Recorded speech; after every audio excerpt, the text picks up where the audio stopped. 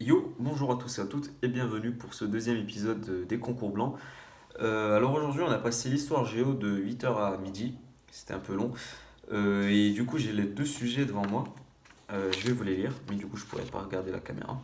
Le premier sujet c'était de l'internationalisation à la mondialisation, la contrainte extérieure dans les politiques économiques de la France de 1945 jusqu'au début des années 1990. C'est le sujet que j'ai choisi. Et le deuxième sujet, c'était les relations entre l'Union européenne et les États-Unis au début des années 1990. Donc ça, c'était le sujet chiant. Je crois qu'il y a 4 ou 5 personnes qui l'ont choisi dans la classe. Mais clairement, je ne l'ai pas pris. Parce que au début des années 90, sachant que notre programme du premier semestre, il s'arrête au début des années 90, donc c'était quelques années à traiter, quelques petites années à traiter. Enfin, bien sûr, il y a du contexte avant, mais clairement, j'avais pas les connaissances pour. J'ai pris le sujet 1, donc la France. Euh, et en vrai, je sais pas si je m'en suis bien sorti ou pas, mais j'ai fini dans les temps. J'ai pu faire un truc équilibré, contrairement à d'habitude où je bâcle un peu vers la fin. Et donc j'ai fait trois parties. J'ai découpé en une première partie où j'ai parlé des 30 Glorieuses, une première volonté d'ouverture économique et des projets tels que le GATT, les traités de Rome qui vont engendrer une libéralisation des échanges. Puis en deuxième partie, j'ai fait les années 70 où on se rend compte des dangers, des risques que ça peut engendrer cette ouverture économique avec le choc pétrolier, la dépendance énergétique, comment on va faire, comment VGE va faire pour s'en sortir. Aussi les questions monétaires. La France, vu qu'elle était reliée par le système de Bretton Woods au dollar, et du coup ça a affecté l'affaiblissement du dollar, a affecté forcément la France. Du coup il y a eu le système, le serpent d'abord, les serpents monétaires européens, qui a été un flop.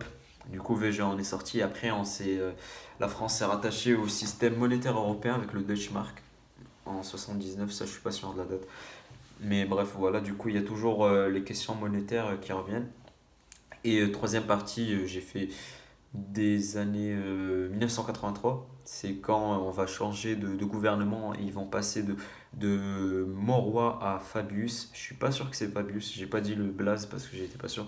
Mais du coup, en gros, lorsqu'on va se rendre compte qu'il y a un déficit jumeau en France et que il y a les dépenses publiques et la balance commerciale sont en déficit, que du coup il faut une rigueur budgétaire et monétaire si la France veut être compétitive. Et donc ça, c'est cette troisième partie où en gros la France, pour s'adapter à la mondialisation, elle a besoin de faire des sacrifices, et en l'occurrence le chômage, les questions sociaux qui doivent un peu être remis en question afin de plutôt bénéficier, aider les entreprises à être compétitives.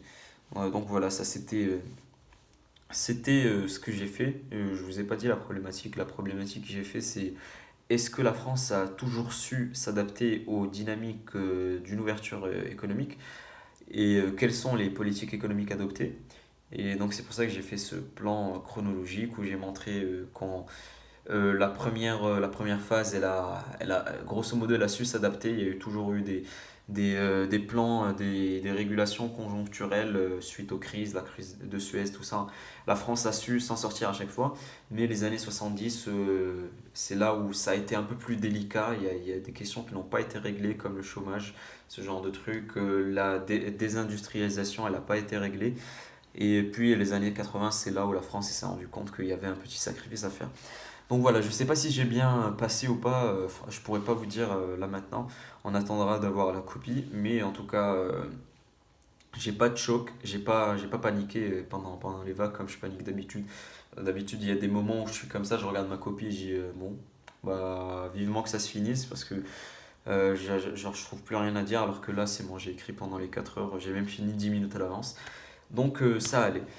Ça c'était pour l'histoire. Du coup, on a eu les copies, on a eu les notes d'infos. On est parti chez la prof en salle des profs, elle nous a passé les copies. Et du coup, j'ai eu 16, ce qui fait que je suis top 4. Ça, c'est vraiment cool.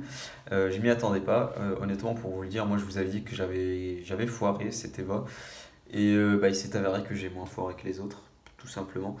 Après, le top 3 il est loin de moi, hein. je vous le dis, le mec qui a fait top 3 il a eu 57 sur 77 alors que moi j'ai eu 46. Donc c'est pour vous dire, hein, d'habitude c'est toujours comme ça en prépa, t'as le top 3 qui est bien au-dessus et t'as le reste. Bah moi du coup j'ouvre le bal du reste. Je suis en top du reste. Euh, bon bah en vrai c'est cool. Bon c'est que de l'info du coup ça va. C'est 2 heures, ça va être CoF2 sur la moyenne. Et c'est surtout le concours blanc de ce vendredi, c'est les maths qui vont compter, le DS de 4 heures qui va compter. Du coup, je vais essayer de pas trop faire de la merde dessus, mais honnêtement, j'ai quelques lacunes encore. Les ensembles, j'ai toujours des lacunes dessus. Il faudrait que je fasse des exercices, mais en vrai, je sais pas. Je pense pas que je vais bien réussir le contrôle de vendredi, je vous dirai. Voilà, ça c'était pour aujourd'hui en tout cas. Demain, on aura contrôle de philo de 8 heures à 12 heures. Et l'après-midi, on aura espagnol de 14 heures à 17 heures. C'est surtout la philo où j'ai vraiment pas envie de passer la philo en fait. Ça va être un truc sur le jeu à tous les coups, enfin, ou à tous les coups, c'est sûr même. Ça va être genre les sujets comme je vous avais dit l'autre fois, genre soi-même, point. Voilà, ce genre de sujet que j'aime pas. Euh, bah, on va essayer de faire un truc potable. Je vous dirai ce que ça va donner.